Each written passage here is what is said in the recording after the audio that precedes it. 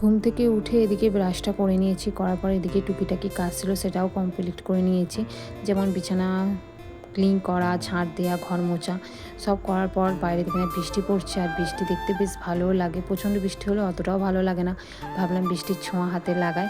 তবে এদিকে সকালবেলা খেয়েছিলাম হরলিক্স, তারপরে খেয়েছিলাম কলা, ডিম সিদ্ধ, আর রাতে যেহেতু বার্থডে সেলিব্রেশন করেছিলাম একটু কেকও নিয়েছিলাম পাতে।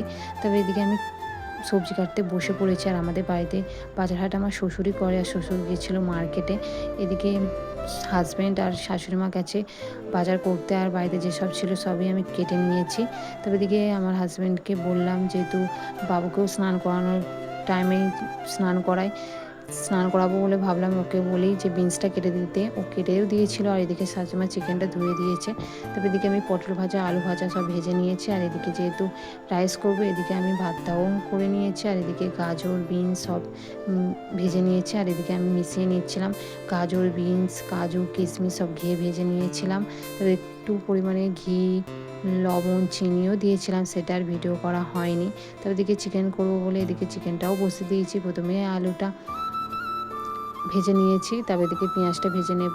তবে এদিকে আদা, রসুন এগুলো সব শাশুড়িমা সবই সিলে বেটে দিয়েছিল। আর এদিকে চিকেনটাও হালকা করে হলুদ আর একটু লবণও দিয়েছিলাম। আমি যখনই করি তখনই দিই, বাট আজকে আগে থাকতে দিয়েছিলাম।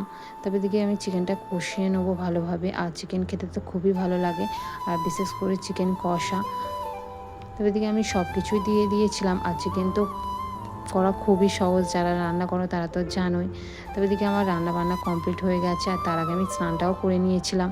তবে এদিকে মেনুতে ছিল রাইস, চিকেন, আলু ভাজা, পটল ভাজা, স্যালাড, আর এই ছিল দুপুরের খাওয়া দাওয়া।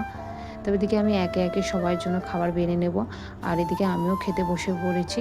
চলো, তোমাদের ভিডিওটা কেমন লাগলো অবশ্যই জানাবে। নেক্সট ভিডিওতে আবার দেখা হবে। ততক্ষণ সবাই ভালো থাকবেন, সুস্থ জানবে।